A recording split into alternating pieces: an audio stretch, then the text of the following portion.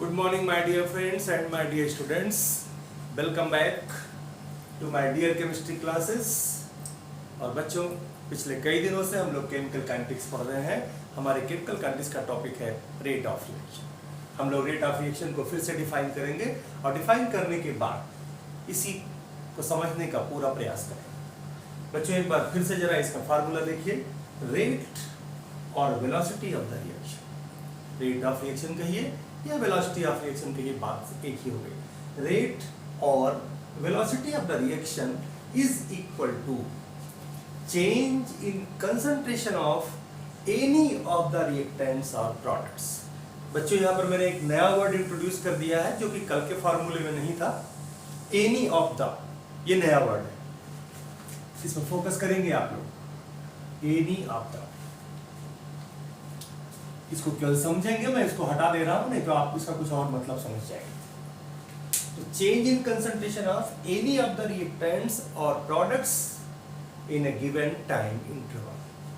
किसी भी रिएक्शन में किसी भी रिएक्टेंट की कंसंट्रेशन में जो चेंज होता है या किसी भी प्रोडक्ट के कंसंट्रेशन में जो चेंज का रेट होता है, उसी को हम लोग रेट ऑफ रिएक्शन या वेलोसिटी ऑफ रिएक्शन कहते हैं। इसलिए ये वर्ड इंट्रोड्यूस करना पड़ा कि जब किसी रिएक्शन में एक से अधिक रिएक्टेंट पार्टिसिपेट करते हैं और एक से अधिक प्रोडक्ट फॉर्म होते हैं, तो वहां पर ये कंफ्यूजन ना हो कि किस रिएक्टेंट की कंसंट्रेशन की हम चेंज की बात करते हैं या किस प्रोडक्ट की कंसंट्रेशन चेंज के रेट की बात करते हैं। सो एक बार फिर से देखेंगे आप इसको। The rate or velocity of the reaction is equal to change in concentration of any of the reactants और products in a given time interval, that is the time taken for complete the process। बच्चों, ये formula देखने के बाद अब मैं आपको एक सिंपल सा एग्जांपल लेकर समझाता हूं। बहुत ही सिंपल केमिकल चेंज। सपोज करिए a substance A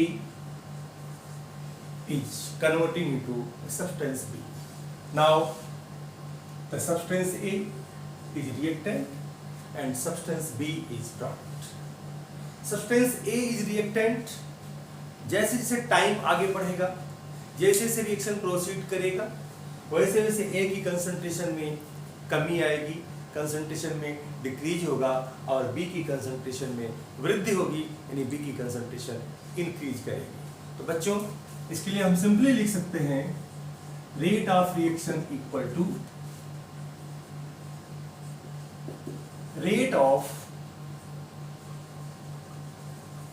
change of concentration of A। Here A is reactant और यहां पर हम डाउनवर्ड एरो शो करते हैं। Rate of change of concentration of A, downward arrow show करती है टाइम के साथ जैसे जैसे रिएक्शन प्रोसीड करता है A की कंसंट्रेशन डिक्रीज करती है। And this is again equal to rate of change of concentration of B। B is the product. Rate of change of concentration of B। और आपको पता है कि अगर रिएक्टेंट की कंसंट्रेशन डिक्रीज होती है तो उसी समय प्रोडक्ट की कंसंट्रेशन भी इंक्रीज होती है। बल्कि सिंपली आप ये कह सकते हैं the change in, that is the increase in the concentration of the product is on the cost of concentration of the reactant. B की कंसंट्रेशन में जो भी इंक्रीमेंट होता है उतना ही डिक्रीमेंट, उतनी ही कमी ए की कंसंट्रेशन में होता है। इसलिए यहां पर हम लोग अपवर्ड एरो शो करते हैं। बहुत आसानी से आप इसको देखकर समझ सकते हैं। The rate of reaction will be equal to rate of change of concentration of the reactant A, or this is again equal to rate of change of concentration of B, that is product।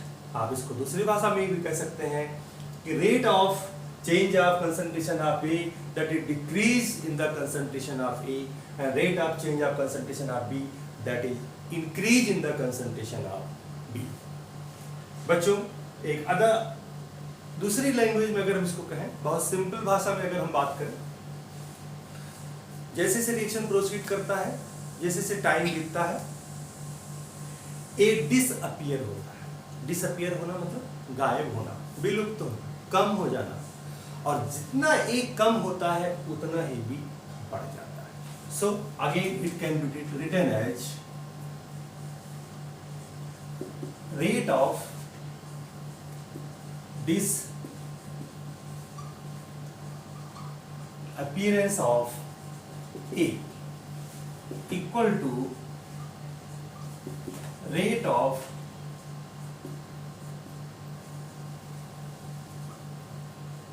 appearance of B। इनमें कोई फर्क नहीं है।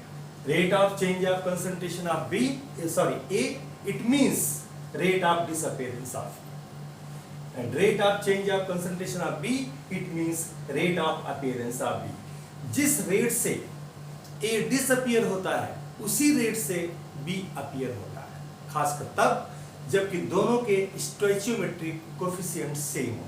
स्टोइचियोमेट्रिक coefficient एक balance chemical reaction में reactant और product जिन coefficient से multiply होते हैं, रिएक्टेंट और प्रोडक्ट के पहले जो संख्याएं लिखी होती हैं उनको हम लोग बहुत ही सिंपल भाषा में स्टोइचियोमेट्रिक कोफिशिएंट बोलते हैं। क्योंकि यहाँ रिएक्टेंट और प्रोडक्ट दोनों के एक एक मॉलिक्यूल लिए गए हैं, इसलिए दोनों के स्टोइचियोमेट्रिक कोफिशिएंट सेम है। और ऐसे में जिस रेट से ए डिसअपियर होगा उसी रेट से बी अपीयर होगा। बच्चों, I think this should very clear to all of you.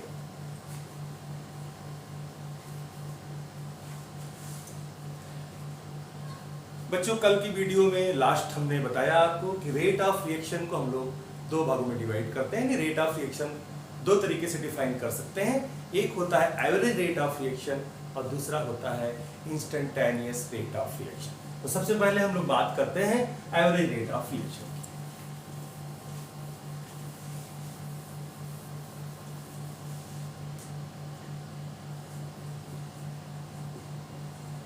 Types of rate of reaction.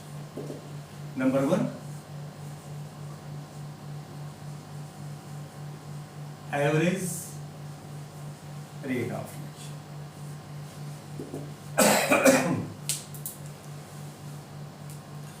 बच्चों, कोई भी रिएक्शन प्रोसीड होता है, सपोज करिए रिएक्शन स्टार्ट हुआ, उस समय टाइम 0, 10 सेकंड रिएक्शन हुआ और हम निकालना चाहते हैं कि पूरे 10 सेकंड में रिएक्टेंट की कंसंट्रेशन में या प्रोडक्ट की कंसंट्रेशन में कितना चेंज हो।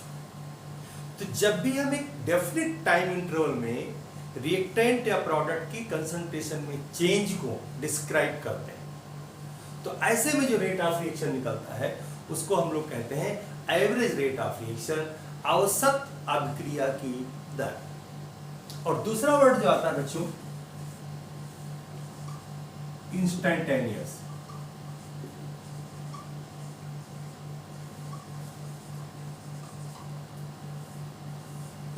इंस्टेंट मीन्स होता है तत्काल, तत्क्षण, जिस क्षण अभिक्रिया हो रही है उसी मोमेंट की बात चल रही है। व्हेन द टाइम इंटरवल, जैसे हमने अभी बताया कि एक डेफिनेट टाइम इंटरवल में अगर रिएक्शन हो रहा है तो उस दौरान रिएक्टेंट या प्रोडक्ट की जो कंसंट्रेशन चेंज की रेट होगी उसको हम लोग एवरेज रेट ऑफ रिएक्शन कहेंगे। बट यहाँ पर हम पर्टिकुलर किसी एक मोमेंट, किसी एक पल, किसी एक टाइम की बात करते हैं कि 10वें सेकंड पर, 9वें सेकंड पर रेट ऑफ रिएक्शन क्या होगा। तो इसके लिए हम लोग वर्ड यूज करते हैं instantaneous rate of reaction. Hindi में कहते हैं तात्क्षणिक अभिक्रिया की दर। यह है औसत अभिक्रिया की दर और यह है तात्क्षणिक अभिक्रिया की दर। मोमेंट, पल, जिस पल हम कहते हैं कि इस वक्त बताइए कि रेट ऑफ रिएक्शन क्या है। कोई रिएक्शन प्रोसीड कर रहा है, 10 सेकंड 12 सेकंड हुए और हम 12वें सेकंड पे बात कर लेते हैं कि 12वें सेकंड पर रेट ऑफ रिएक्शन क्या है। तो जब 12वें सेकंड की बात करते हैं तो हम लोग इंस्टेंटेनियस रेट ऑफ रिएक्शन की बात करते हैं। और एक रिएक्शन हुआ, कुल 12 सेकंड पूरा हुआ, हम कहते हैं इस पूरे 12 सेकंड में रेट ऑफ रिएक्शन क्या है, यानी 12 सेकंड में रिएक्टेंट या प्रोडक्ट की कंसंट्रेशन में कितना चेंज हुआ।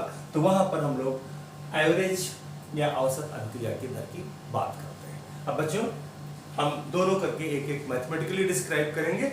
हमारा एग्जांपल वही simple A converting into B, इसी को लेकर के हम दोनों को आपको मैथमेटिकली समझाने की कोशिश करते हैं। Again, a substance A is converting into a substance B. Now,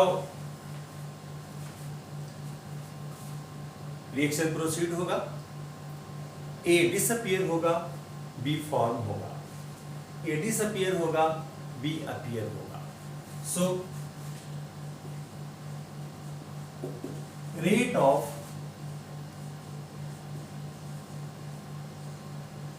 appearance of, I'm sorry, this is not appearance, this is disappearance,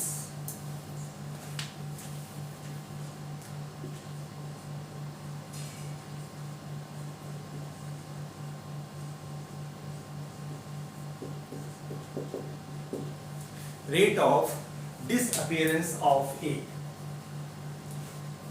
अब चूंकि रेट निकालने जा रहे हैं तो हमारा रेट एवरेज भी हो सकता है और रेट हमारा इंस्टेंटेनियस भी हो सकता है। एवरेज के लिए शॉर्ट में लिखिए ABZ, AB stand for average.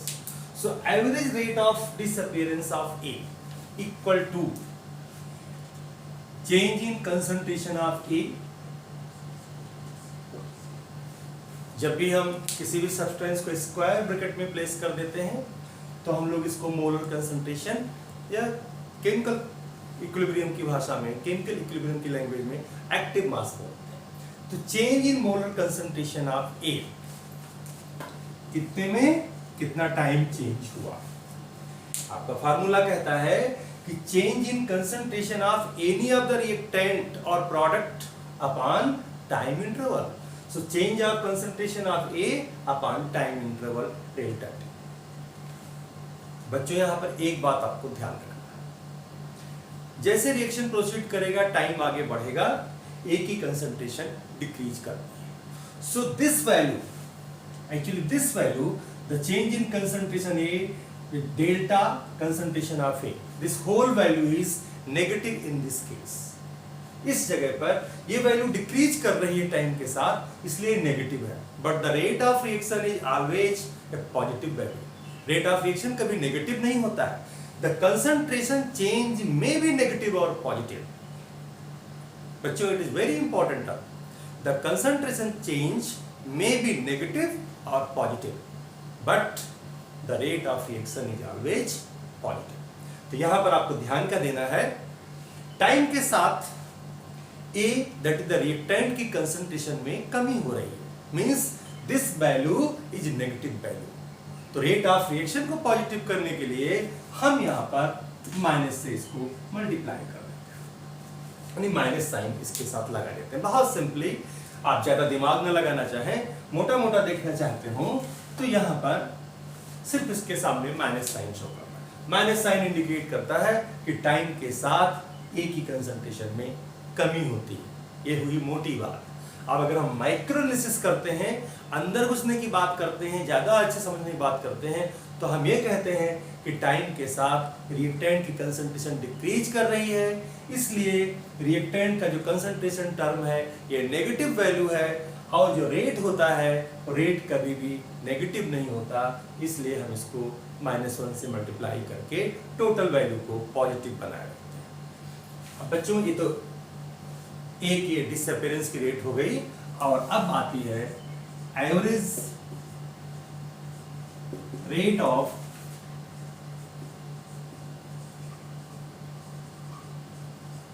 Appearance of be the product.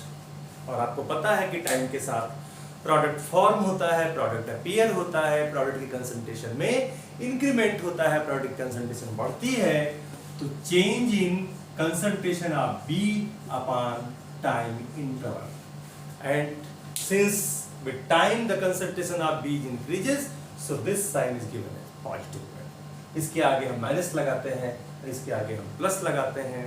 Minus sign बताती है कि टाइम के साथ रिएक्टेंट की कंसंट्रेशन डिक्रीज करती है, प्लस साइन बताती है कि टाइम के साथ प्रोडक्ट कंसंट्रेशन इंक्रीज करती है। रेट ऑफ रिएक्शन क्या होता है?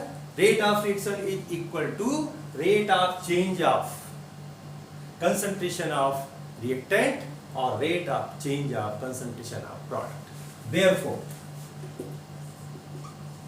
एवरेज रेट ऑफ रिएक्शन, अभी तक जो आपने पढ़ा वो ए के कंसंट्रेशन में कितना चेंज हुआ या बी की कंसंट्रेशन में कितना चेंज हुआ, ए के डिसअपियर की रेट क्या थी या बी के अपीयर होने की रेट क्या थी, अभी तक आपने ये पढ़ा। अब पूरे रिएक्शन का रेट क्या होगा, और हम चूंकि एवरेज के फॉर्म में निकाल रहे हैं, एक डेफिनेट टाइम इंटरवल की बात कर रहे हैं, इसलिए हम एवरेज टर्म का यूज कर रहे हैं। So average rate of reaction equal to the rate of disappearance of A और rate of disappearance of B. So this is equal to minus delta concentration of A upon delta T and is again equal to change in concentration of B upon time interval. हमको ये value मिल जाए या हमको ये value मिल जाए, दोनों में से कोई भी वैल्यू इस रिएक्शन के रेट को डिस्क्राइब करती है, बिकॉज जिस रेट से ये डिक्रीज होगा उसी रेट से ये इंक्रीज होगा। So average rate of reaction equal to the rate of change of concentration of A और rate of change of concentration of B. Is it clear to all of you my dear students? उम्मीद है आपकी समझ में ये बात आ रही है। अब हम बात करते हैं इसी इक्वेशन को लेकर इंस्टेंटेनियस रेट की बात करेंगे। ये तो हुआ एवरेज रेट ऑफ रिएक्शन। और इंस्टेंटेनियस रेट का मतलब when time interval approaches to zero, means there is no time lapse, कोई टाइम का गैप नहीं है। हम पर्टिकुलर एक मोमेंट की बात करते हैं, पल की बात करते हैं, क्षण की बात करते हैं, तत्काल, तत्क्षण, जिस वक्त की बात की जाए उसी मोमेंट की बात। ऐसे में यहां जो डेल्टा लगा हुआ, डेल्टा टी, डेल्टा बताता है एक time interval. When this time interval approaches to zero, then this average rate of reaction will become equal to instantaneous rate of reaction. So, बच्चों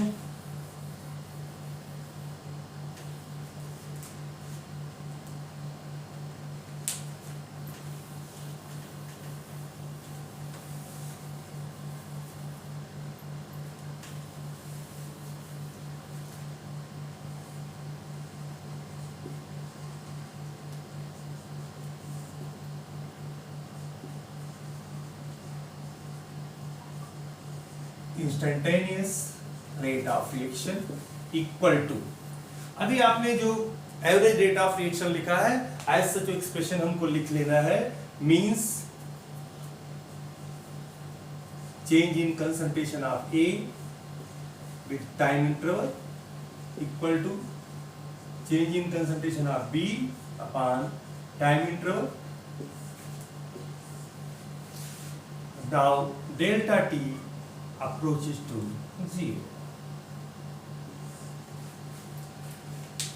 The time interval approaches to zero. When time interval approaches to zero, the average rate of reaction becomes equal to instantaneous rate of reaction. अगर ऐसा होता है तो इस expression में फिर change क्या होगा? चेंज ये होगा कि हम डेल्टा की जगह स्मॉल डी ले आते हैं और ये नया एक्सप्रेशन आपको मिलता है minus D concentration of A upon dt equal to d concentration of B upon dt. This is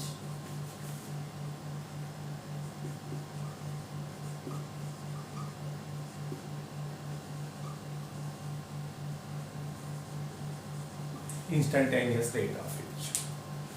बच्चों ज्यादातर न्यूमेरिकल प्रॉब्लम हम लोग सॉल्व करेंगे तो हमें यही फार्मूला यूज करना पड़ेगा। अगर हमें किसी रिएक्शन में लिखा है कि एक रिएक्शन स्टार्ट होता है 10 सेकंड हुआ तो टोटल 10 सेकंड में कितना चेंज हुआ, तो वहां पर हम average rate of reaction calculate करेंगे, अदरवाइज इस फार्मूले का हम लोग यूज करेंगे। यहाँ डी जो लिखा हुआ है, D stands for a very very small change. D stands for a very small change. Very small change को हम लोग फिजिक्स की भाषा में कहते हैं इनफाइनेटेसिमल चेंज।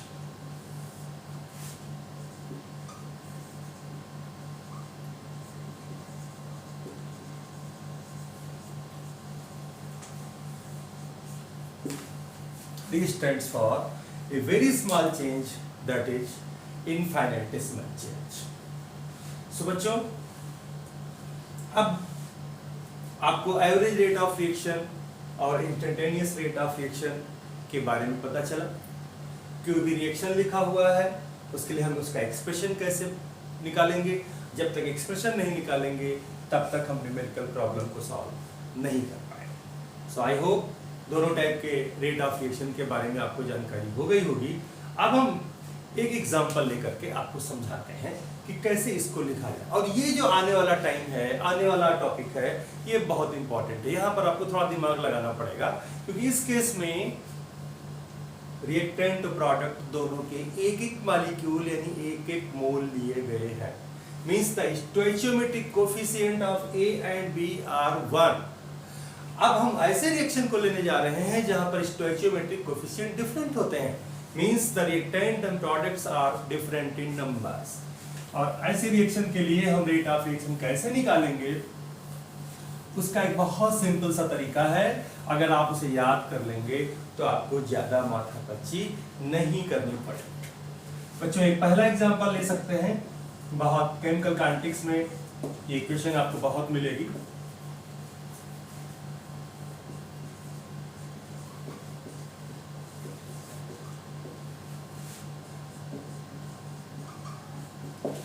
Decomposition of H2O2। आपको पता होगा हाइड्रोजन पेरोक्साइड जिसका मॉलिक्यूलर फार्मूला H2O2 है।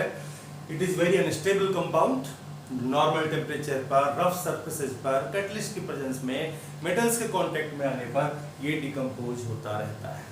सो this is the chemical reaction showing the decomposition of hydrogen peroxide. इस रिएक्शन को जरा गौर से देखिए बच्चों। अभी आपने लिखा A equal to B, Now 2H2O2 equal to 2H2O plus O2। इससे क्या पता चलता है, जितने टाइम में H2O2 के दो मॉलिक्यूल डिकम्पोज होते हैं उतने ही टाइम में H2O के दो मॉलिक्यूल प्रोड्यूस होते हैं। It means rate of disappearance of H2O2 is equal to rate of formation of H2। Clear है? आप यहां पर स्टोइचियोमेट्रिक कोएफिशिएंट देखिए। The stoichiometric coefficients are 2 2 1। यहां इसके दो मॉलिक्यूल, इसके दो मॉलिक्यूल, इसके 1 मॉलिक्यूल। मींस जितने टाइम में H2O2 के दो मॉलिक्यूल डिकम्पोज होंगे उतने ही टाइम में H2O के दो मॉलिक्यूल प्रोड्यूस होंगे। लेकिन बच्चों जरा गौर करिए, जब इसके दो मॉलिक्यूल डिकम्पोज हुए, इसके दो मॉलिक्यूल प्रोड्यूस हुए, उस समय O2 का केवल एक मॉलिक्यूल ही प्रोड्यूस हुआ। Means the rate of formation of O2 is just half of the rate of formation of H2। Is it clear?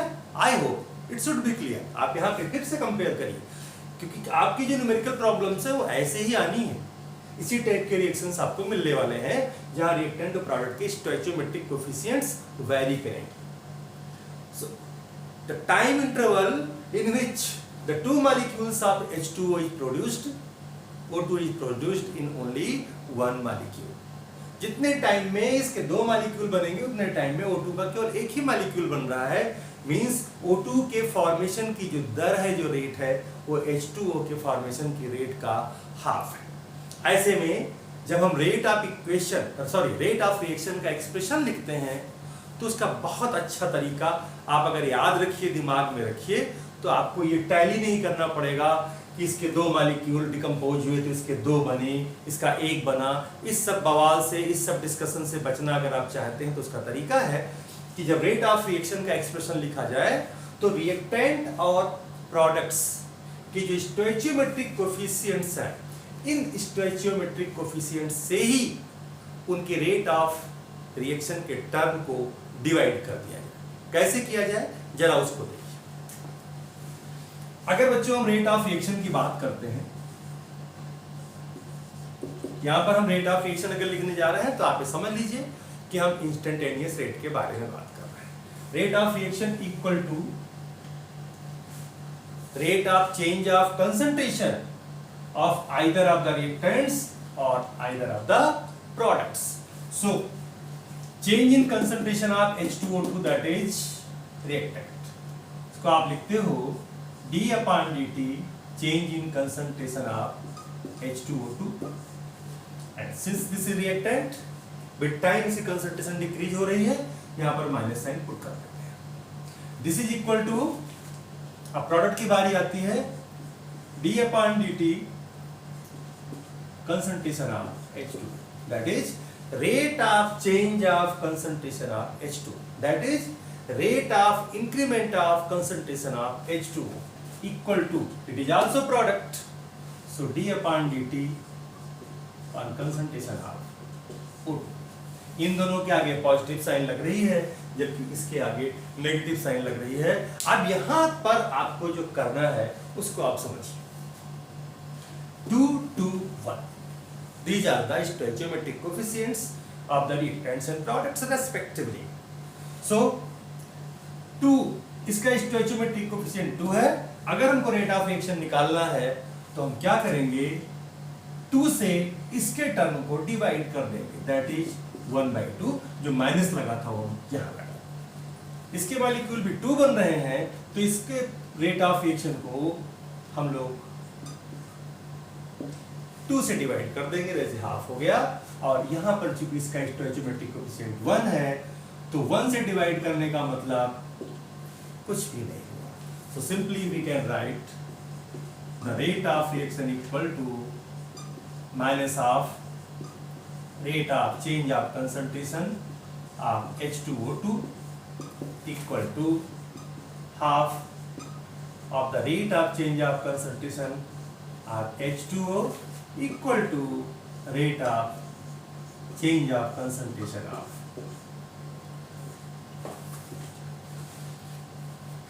बच्चों अगर आपको इससे रिलेटेड कोई भी न्यूमेरिकल प्रॉब्लम सॉल्व करनी है जो कि मेरे नेक्स्ट क्लास में आपको देखने को मिलेगी, अगर आप इसको समझ नहीं पाएंगे तो आप न्यूमेरिकल सॉल्व नहीं कर सकते। और न्यूमेरिकल सॉल्व करना है तो कहीं कहीं हमको समझना ही होता है और कहीं कहीं हमको शॉर्टकट्स यूज करने पड़ते हैं। समझने की बात तो यही रही कि हम स्टोइचोमेट्रिक कोएफिशिएंट्स के टर्म्स में इसको देख लेते हैं कि कितने रिएक्टेंट मॉलिक्यूल कंज्यूम हुए, कितने प्रोडक्ट मॉलिक्यूल प्रोड्यूस हुए। लेकिन जब हम मैथमेटिकली न्यूमेरिकली उसको सॉल्व करने की कोशिश करते हैं तो वहां पर जो हम यूज करते हैं, हमने आपको बताया कि इनके जो कंसंट्रेशन चेंज का रेट है, this is the rate of change of concentration of reactant and these are the rate of change of concentration of the products. And इनको हमने क्या किया है रेट ऑफ रिएक्शन में, इनके स्टोइचोमेट्रिक कोएफिशिएंट से ही इनको डिवाइड कर दिया है। कोई भी न्यूमेरिकल प्रॉब्लम सॉल्व करनी है बच्चों, तो अगर ये एक्सप्रेशन हम लिख ले गए, इस पूरे एक्सप्रेशन में हमको कोई एक टर्म भी अगर पता है, ये पता है, ये पता है, ये पता है, ये पता है, तो बचे हुए टर्म्स को हम बड़ी इजीली मेजर कर सकते हैं। आई होप ये आपको आसानी से याद रहेगा। एक और एग्जांपल मैं देता हूं इसको समझाने के लिए, जिससे बातें आपको क्लियर हो जाए। Example 2, this is N2 plus 3H2 equal to 2NH3। Very simple reaction। This is the Haber process for the formation of ammonia gas। Ammonia gas को बनाने की हैबर विधि, हैबर विधि में की डिटेल आप लोगों ने, खैर ये तो आपके इंटर फाइनल का ही कोर्स है, अभी आपने नहीं पढ़ा होगा, बट अगर इस पर हमें न्यूमेरिकल सॉल्व करना है तो सबसे पहले हमें इसके रेट ऑफ रिएक्शन का एक्सप्रेशन पता होना चाहिए। और जैसा मैंने बताया आपको कि स्टोइचोमेट्रिक कोएफिशिएंट देखिए, एक बैलेंस केमिकल रिएक्शन में रिएक्टेंट और प्रोडक्ट्स जिन संख्याओं से उनको गुणा किया जाता है, जो संख्याएं उनकी मॉलिक्यूलर फार्मूला के पहले लिखी होती हैं वो स्टोइचोमेट्रिक कोएफिशिएंट कहलाती हैं। इसका स्टोइचोमेट्रिक कोएफिशिएंट 1 है, इसका 3 है और इसका 2 है। So rate of reaction of this reaction, rate of reaction equal to rate of change of concentration of N2। बच्चों N2 और H2 यहाँ पर रिएक्टेंट है तो हम यहाँ पर माइनस साइन लगाते हैं और इसका स्टोइचोमेट्रिक कोएफिशिएंट 1 है तो 1 से डिवाइड करने पर हमें वैल्यू सेम मिलती है, equal to rate of change of concentration of H2। अब बच्चों इसका स्टोइचोमेट्रिक कोएफिशिएंट 3 है, तो हम इस रेट चेंज को 3 से डिवाइड कर देते हैं और माइनस साइन आगे लगा देते हैं। रिएक्टेंट वाले में माइनस साइन लगेगा ही लगेगा। दिस इज इक्वल टू, इसका स्टोइचोमेट्रिक कोएफिशिएंट 2 है, तो 2 से डिवाइड कर देंगे rate of change of concentration of NH3 that is ammonia. अब बच्चों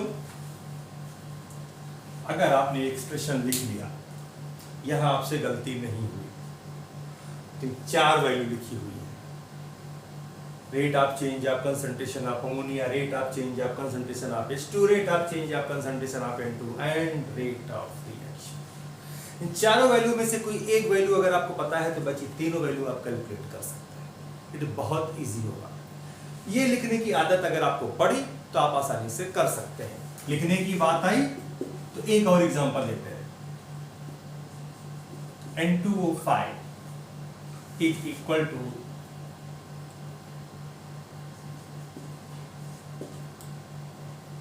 N2O4 प्लस 4, इसे 2 कर दिया जाए, इसे भी 2 कर दिया जाए, अब यहां पर reaction balance. N2N2O5, this is the pentoxide of nitrogen, this is tetroxide of nitrogen, the dinitrogen pentoxide, dinitrogen tetroxide, this is O2, आपका जाना पहचाना कंपाउंड, जिसे हम लोग क्या कहते हैं, प्राणवायु। हमारे जीवन को चलने के लिए वायु का जो हिस्सा हमारे लिए आवश्यक होता है उसको हम प्राणवायु कहते हैं, जैसे O2 कहते हैं। अब बच्चों अगर हमें इसके लिए एक्सप्रेशन लिखना है तो हम इसके लिए क्या करेंगे, rate of reaction equal to rate of change of concentration of N2O5। अब देखें आप इसका स्टोइचोमेट्रिक कोएफिशिएंट 2 है, तो आप इसे 2 से डिवाइड कर देंगे। अब चूंकि ये रिएक्टेंट का पार्ट है इसलिए हम माइनस साइन लगा देंगे। This is equal to rate of change of concentration of N2O4,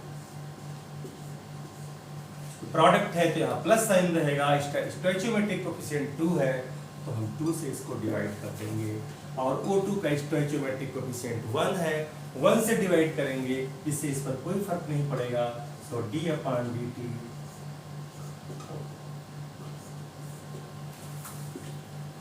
आप लोग ऐसे ही बहुत ढेर सारे एग्जांपल्स लीजिए, उनके लिए रेट ऑफ रिएक्शन का एक्सप्रेशन लिखने की प्रैक्टिस करिए, और ये प्रैक्टिस अगर आपको हो जाएगी तो हमारे नेक्स्ट वीडियो में इसी से रिलेटेड आपको कुछ न्यूमेरिकल्स भी बताई जाएंगी। न्यूमेरिकल जब आप लगाना जान जाएंगे तो आपके लिए आसानी हो जाएगी। हमारी अगली वीडियो की प्रतीक्षा करते रहिए। उम्मीद है कि अगर कोई भी डिफिकल्टी नहीं आती, कोई टेक्निकल प्रॉब्लम नहीं आती, तो पर डे आपको एक वीडियो मिलेगी। आपको लगता होगा कि बड़ा ही स्लो सर पढ़ा रहे हैं, रेट ऑफ रिएक्शन ही कई दिन से पढ़ा रहे हैं।